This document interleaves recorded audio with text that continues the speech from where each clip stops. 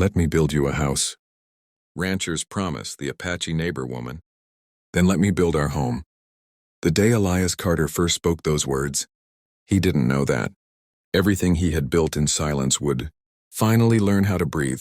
For 7 years he had lived at the far edge of the prairie where the land stretched, wider than memory, and the nights were long enough to teach a man how to live inside his own thoughts without flinching. The ranch had come to him after ruin, not as inheritance but as escape, a place where no one asked questions in the soil, accepted sweat in place of stories. He worked from instinct rather than habit, watched the sky like it might answer things he never said aloud, and spoke only when work required it. Across the river lived a woman whose presence unsettled him in a way the past never could. He noticed her first through motion rather than form, the way she worked wood as if it answered her, the way she carried herself as if the ground itself made space at her step. For 3 seasons they lived near one another without contact, tied only by distance and the awareness that neither was alone in that stretch of land. When he crossed the river for the first time because his horse had thrown a shoe too far from home to risk return, he did not expect the quiet exchange that followed to rewrite the structure of his life. She handed him water without asking his name. He repaired the shoe without asking hers. Silence did the introducing. It became the pattern of their understanding. Over time, words found their way into the space between them without forcing meaning. She spoke of land that resisted crops but yielded medicine. He spoke of fences that failed because he set them wrong the first time. Neither referenced what hurt them most, yet both recognized pain without needing it named. The question of why she lived alone did not linger because solitude was a language they both already knew. The small structure she had begun building near her dwelling stood unfinished. When he first truly noticed it, half-framed and patient, like something waiting to be trusted, he saw her struggle with the beam that evening and crossed the river without invitation. When he lifted the weight from her hands, she did not step aside. She steadied it with him. The words escaped him without permission, without thought of what they meant beyond the truth that had already grown inside him. Let me build you a house. The quiet that followed did not feel like rejection. It felt like balance shifting. When she answered, then let me build our home, the land itself seemed to acknowledge the change. They began at dawn the next day as if the choice had been made long before either of them spoke it. Nails bent until they learned how not to. Boards refused their place until patience taught hands how to guide instead of force. They worked without needing to fill the air, learning each other through rhythm and adjustment. He learned the scar on her forearm was earned protecting her father when she was younger.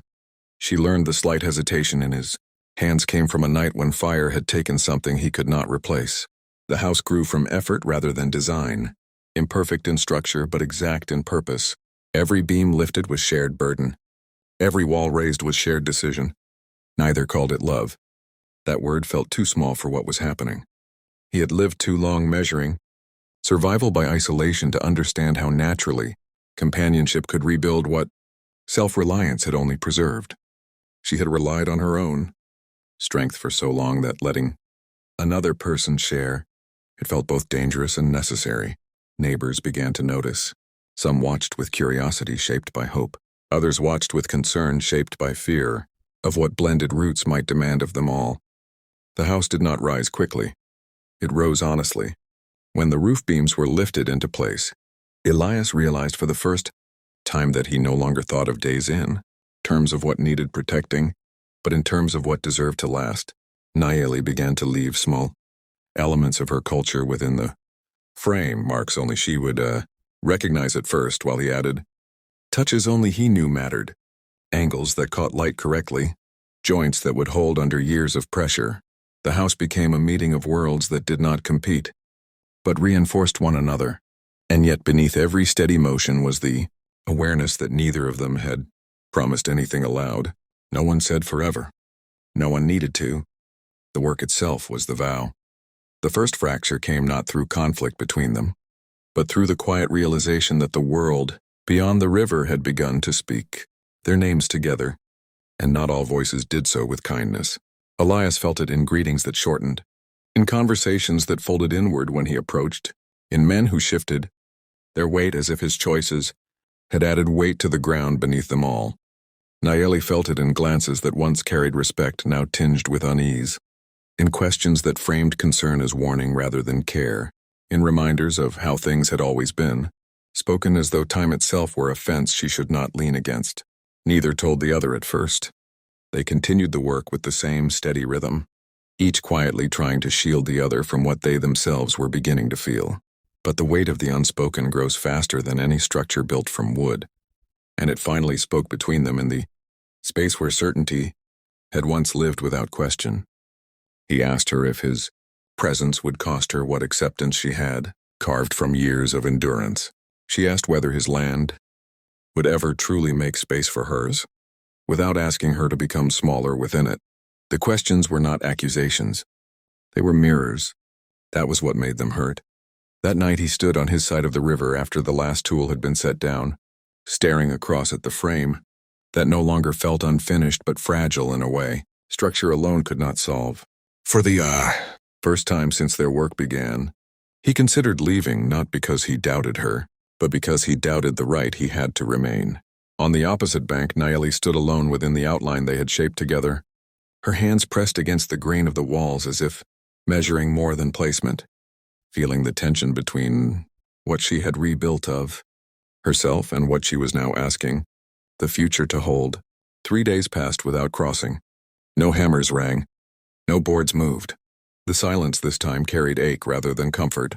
The fourth morning brought visitors to Elias's ranch in the form of men who spoke, softly and carefully, as though softness could disguise the pressure beneath their words. They warned him of bonds that unravel when stretched too far, of lines that history had written long before either of them was born, of consequences that rarely announce themselves until they arrive. Elias listened without interruption. When they finished, he said only that he had already obeyed rules that brought him ruin, and that the only law that had ever returned him to himself was the one he chose to follow when there was no applause for it.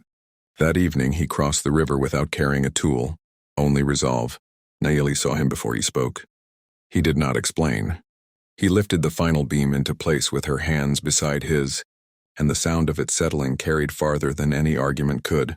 Together they secured it in silence that no longer felt uncertain. The house became whole not because the world had agreed with it, but because disagreement no longer held power over the life being chosen within it. The weeks that followed were not marked by sudden acceptance, but by gradual familiarity. People came first to observe, then to speak, then to ask for help in tasks that required more hands than judgment. The ranch and the new home began to function as one living piece of land rather than two. Held in reluctant alignment, seasons passed. Trust grew slower than wood dries, but it grew with the same unyielding patience. Elias learned to speak not as a man who feared losing what he built, but as one who understood that what lasts is never owned alone. Nayeli learned that strength shared does not weaken its source. It multiplies it. Years later, laughter would echo between those two lands without remembering a time when it had not. A child would run across ground that once carried hesitation, unaware there had ever been a crossing that required permission. And when asked how it all began, neither would speak of resistance or risk. Elias would only say he made a simple offer with no idea how far it would carry. Nayeli would only say she chose to answer it with a future rather than a favor. Between those two sentences, the world they built would continue to stand.